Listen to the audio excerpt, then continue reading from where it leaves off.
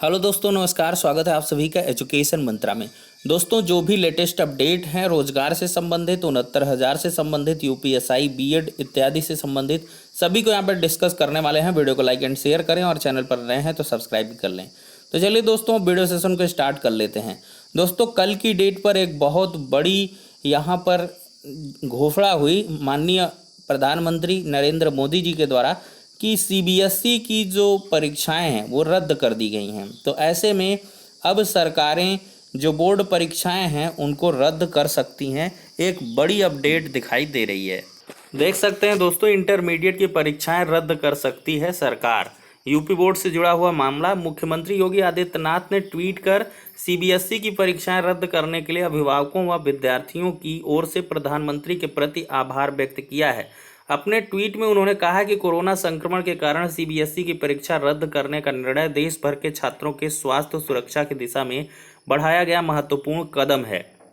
तो इससे उम्मीद लगाई जा रही है कि यूपी बोर्ड की इंटरमीडिएट की परीक्षाएं भी रद्द हो सकती हैं। सीबीएसई के बाद सीआईएससीई ने भी 12वीं की परीक्षाएं रद्द कर दी हैं। यूपी बोर्ड की इंटरमीडिएट परीक्षा के लिए अब विद्यार्थियों की निगाहें मुख्यमंत्री पर टिकी हुई हैं। सीबीएसई की 12वीं की परीक्षा में लगभग 14 लाख बच्चे बैठने वाले थे, जबकि यूपी बोर्ड की इंटरमीडिएट 2021 की परीक्षा में 26 लाख विद्यार्थी पंजीकृत हैं। बोर्ड परीक्षाओं पर अंतिम फैसला मुख्यमंत्री लेंगे। उप मुख्यमंत्री डॉक्टर दिनेश शर्मा ने प्रधानमंत्री के प्रति आभार जताते हुए कहा कि मुख्यमंत्री के साथ बैठक के बाद यूपी बोर्ड की परीक्षाएं पर फैसला लिया जाएगा। बच्चे देश का भविष्य होते हैं और प्रधानमंत्री के लिए हमेशा ही बच्चों का स्वास्थ्य व भविष्य प्राथमिकता पर रहा है और उन्होंने परीक्षाओं को रद्द कर देश भविष्य को सुरक्षित किया है। राज्य सरकार ने तय किया था कि इंटरमीडिएट के लिए परीक्षा का समय घटाया जाएगा और 3 की जगह मात्र 1.5 घंटे में परीक्षा संपन्न होगी। वहीं पर देखा जाए दोस्तों तो एक बड़ी खुशखबरी है बीएड के स्टूडेंट्स के लिए। तय की गई द्विवर्षीय बीएड कोर्स की फीस। देखिए, उत्तर प्रदेश सरकार ने निजी क्षेत्र के उच्च शिक्षण संस्थानों में स्ववित्त पोषित बीएड पाठ्यक्रम की फीस कम करने का फैसला लिया है। शासन ने तय किया है कि शैक्षिक सत्र 2021-22 में पहले साल के लिए फीस 45,000 रुपये से ज़्यादा नहीं ली जा सकेगी। दूसरे साल के लिए फीस 25,000 रुपये तय की गई है। यह फीस 2 वर्षीय बीएड कोर्स के लिए है। 4 वर्ष के इंटीग्रेटेड बीएड कोर्स के लिए हर साल के लिए फीस 30,000 रुपये तय की गई है। उप मुख्यमंत्री डॉक्टर दिनेश शर्मा ने बताया, कोविड-19 महामारी को देखते हुए जन सामान्य की आय में कमी आई है। इसी के मद्देनजर यह फैसला लिया गया है। राष्ट्रीय शिक्षा नीति में पिछड़े, वंचित, गरीब वर्ग के अभ्यर्थियों को व्यावसायिक शिक्षा के लिए प्रोत्साहित करने पर जोर दिया गया है। इसके लिए प्रदेश सरकार चाहती है किसी भी पढ़ाई में रुपए की कमी आड़े न आए। साल 2020 में शैक्षिक सत्र 2022-23 तक के लिए द्विवर्षीय बीएड कोर्स की पहले साल की फीस 51,250 रुपये और दूसरे साल के लिए 30,000 रुपये तय की गई थी। दोस्तों, अगर देखा जाए तो एसआई के लिए आवेदन अब 15 जुलाई तक होगा।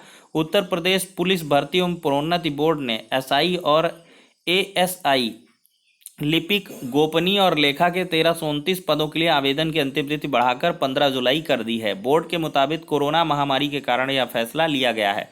भर्ती से जुड़ी जानकारी बोर्ड की वेबसाइट uppbpb.gov.in पर उपलब्ध है।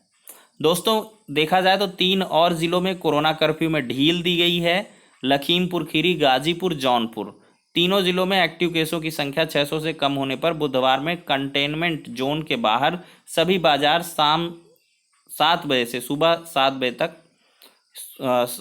सुबह 7 बजे से शाम 7 बजे तक खोले जा सकेंगे। मंगलवार को यह फैसला सीएम योगी आदित्यनाथ की अध्यक्षता में हुई टीम 9 की बैठक में हुआ है।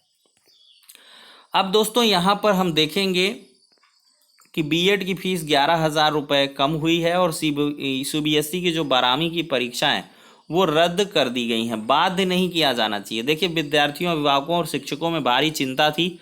तनावपूर्ण स्थिति में विद्यार्थियों को परीक्षा के लिए बाध्य नहीं किया जाना चाहिए थे।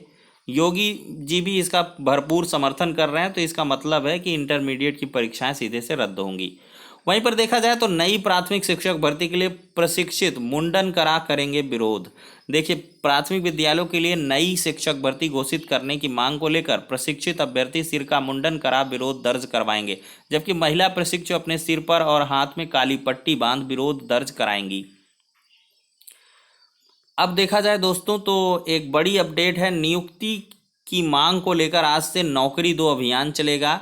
उत्तर प्रदेश लोक सेवा आयोग की ओर से चयनित एलटी ग्रेड सामाजिक विज्ञान एवं हिंदी के शिक्षकों ने नियुक्ति देने की मांग को लेकर पूरे महीने भर के लिए मंगलवार से नौकरी दो अभियान शुरू किया है। लोक सेवा आयोग की ओर से एलटी ग्रेड सामाजिक विज्ञान पुरुष वर्ग में 787 और महिला वर्ग में 797 और हिंदी पुरुष वर्ग में 418, महिला वर्ग में 540 चयनित विद्यार्थियों की फाइलें फरवरी की शुरुआत में ही माध्यमिक शिक्षा निदेशालय को भेज दी गई थी। शिक्षा निदेशालय को काउंसलिंग के जरिए इन शिक्षकों को नियुक्ति देनी थी, परंतु 3 महीने बीत जाने के बाद भी चयनित शिक्षक कभी आयोग तो कभी निदेशालय के चक्कर लगा रहे हैं। वहीं पर देखा जाए दोस्तों तो आज काला दिवस भी मनाया जाएगा। नई शिक्षक भर्ती की मांग को लेकर यहाँ पर काला दिवस मनाया जाएगा। अब दोस्तों यहाँ पर हम बात करने वाले 69,000 की अपडेट पर देख सकते हैं दोस्तों, शिक्षकों के बचे 5,000 पदों के लिए काउंसलिंग इसी माह। एक बड़ी खुशखबरी है दोस्तों, एक लंबा इंतजार खत्म होगा। परिषदीय प्राथमिक स्कूलों में 69,000 शिक्षकों की भर्ती में खाली रह गए लगभग 5,000 पदों पर चयन के लिए इसी माह काउंसलिंग कराने की तैयारी है। कोरोना महामारी के कारण इन पदों पर भर्ती के लिए काउंसलिंग नहीं हो सकी थी। प्रदेश के ज़्यादातर जिलों में कोरोना कर्फ्यू से छूट मिलने के बाद बेसिक शिक्षा विभाग सहायक अध्यापक के इन रिक्त पदों पर भर्ती की तैयारियों में जुट गया है। बेसिक शिक्षा राज्य मंत्री सतीश चंद्र द्विवेदी ने कहा कि इन खाली पदों को भरने के लिए जल्द काउंसलिंग कराई जाएगी। महानिदेशक स्कूली शिक्षा विजय किरण आनंद ने बताया कि इन रिक्त पदों पर भर्ती के लिए बेसिक शिक्षा विभाग नेशनल इंफॉर्मेटिक्स सेंटर यानी कि NIC से सॉफ्टवेयर तैयार करा रहा है।